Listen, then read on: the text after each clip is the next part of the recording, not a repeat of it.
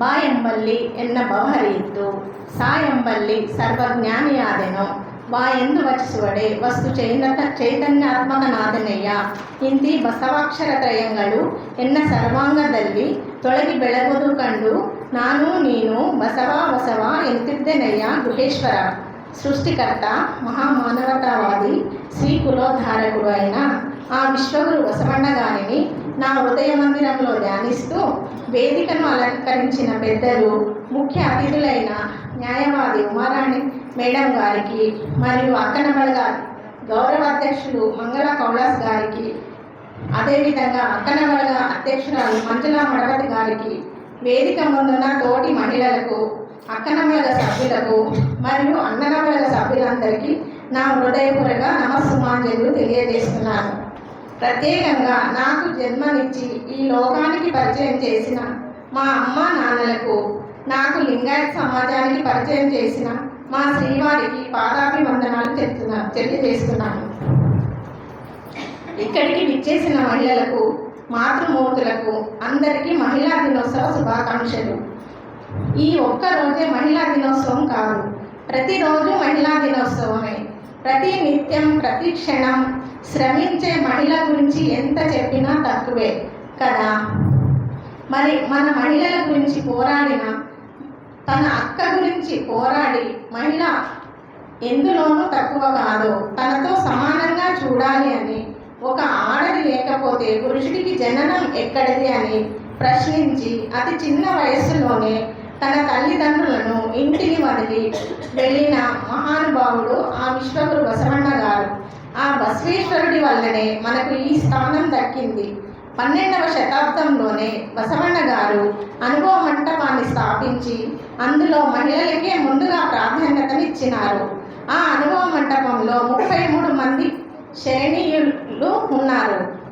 వారు ఎన్నో వచనాలను రాసినారు. అందులో అక్క మహాదేవి, నీలాంబిక తాయి, గంగాంబిక తాయి, అక్క నాగమ్మ, సత్యక్క, ఆయదక్కి లక్కవ్వే, మోనిక మహాదేవి, బొంతాదేవి, ఇంకా ఎందరో శరణీమణులు ఉన్నారు. సిద్ధరామేశ్వరుడు శ్రీ సాక్షాత్ కపిలసిద్ధ మల్లికార్జునుడే అని తన వచనంలో చెప్పినారు. అందులో ఒక వచనం చూద్దాం. ತಾ ಮಾಡಿದ ಹೆಣ್ಣು ತನ್ನ ತಲೆಯ ನೇರಿತ್ತು, ತಾ ಮಾಡಿದ ಹೆಣ್ಣು ತನ್ನ ತೊಡೆಯ ನೇರಿತ್ತು, ತಾ ಮಾಡಿದ ಹೆಣ್ಣು ಬ್ರಹ್ಮ ನಾಲಿಗೆ ನೇರಿತ್ತು, ತಾ ಮಾಡಿದ ಹೆಣ್ಣು ನಾರಾಯಣನ ಎದೆಯ ನೇರಿತ್ತು. ಇದು ಕಾರಣ ಹೆಣ್ಣು ಹೆಣ್ಣು ಅಲ್ಲ, ಹೆಣ್ಣು ರಾಕ್ಷಸಿ అల్ల, ಹೆಣ್ಣು సాక్షాత్ కపిలసిద్ధ మల్లికార్జున నోడ. అంటే దీని భావం ఏమనగా, మనము ఒక శివుని ఫోటో చూస్తే అందులో గంగ శివుని నెత్తిపైన మనకు కనబడుతుంది. అంటే ఆ పరమశివుడు స్త్రీకి ప్రత్యేకమైన స్థానం ఇచ్చినట్లే కదా.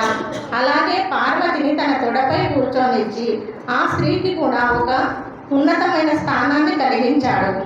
అదేవిధంగా బ్రహ్మ కూడా సరస్వతిని తన నాలుకపై ఎల్లప్పుడూ నివసించేటట్లు చేసుకున్నాడు. మరియు విష్ణువు కూడా లక్ష్మిని తన హృదయంలో స్థానం కల్పించినాడు.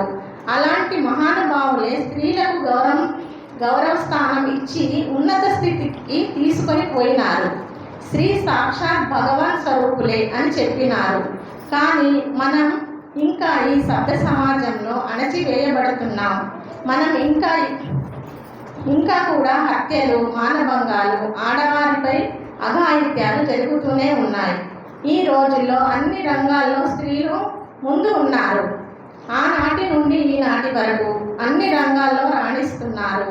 స్త్రీ వంటింటికే పరిమితం కాకుండా నేటి రోజుల్లో అంతరిక్షంలోకి పోయిన వారు ఉన్నారు. సునీత విలియమ్స్ అనే మహిళ అంతరిక్ష పరిశోధకురాలు రోదసిలో సుమారు 5 నెలల నుండి అక్కడే ఉన్నారు. ఇప్పటికీ ఆమెను తీసుకుని రావడానికి ప్రయత్నాలు జరుగుతూనే ఉన్నాయి. సాంకేతిక కారణాల వల్ల ఆమె అక్కడ చిక్కుకుపోయింది. ఆమె త్వరగా క్షేమంగా తిరిగి రావాలని ఆ పరశివ స్వరూపుడైన ఆ బసవಣ್ణ గారిని వేడుకుంటున్నాను. ఇంకా చాలా విషయాలు ఉన్నాయి, అన్నీ చెప్పుకుంటూ పోతే సమయం సరిపోదు. కనుక నాకు ఇచ్చిన అవకాశం ఇచ్చినందుకు ధన్యవాదాలు తెలియజేస్తున్నాను. జై గురు బసవ. శరణ శరణార్థి.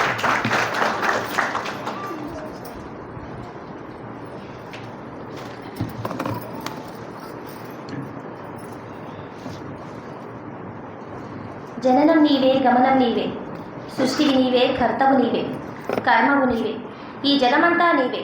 భగవంతుడు అన్ని చోట్ల ఉండలేడు కదా, అందుకే ప్రతి ఇంట్లో నువ్వున్నావు. ఓ మహిళ, నీకిదే మా వందనం. స్త్రీ ఎక్కడైనా ఉంటుంది, ఏ చోటైనా తన యొక్క పాత్ర పోషిస్తుంది. తన వంతు పాత్ర పోషిస్తూ మనందరి అవసరాలు తీరుస్తూ తన యొక్క గొప్పతనాన్ని ప్రతి క్షణం చాటుతూనే ఉంటుంది. అలాంటి స్త్రీ యొక్క గొప్పతనాన్ని పద్మజక్క గారు చాలా గొప్పగా వివరించారు. అందుకోసం మరోసారి ధన్యవాదాలు చెప్పుకుంటూ చప్పట్ల ప్రారంభం కోరుతున్నాను.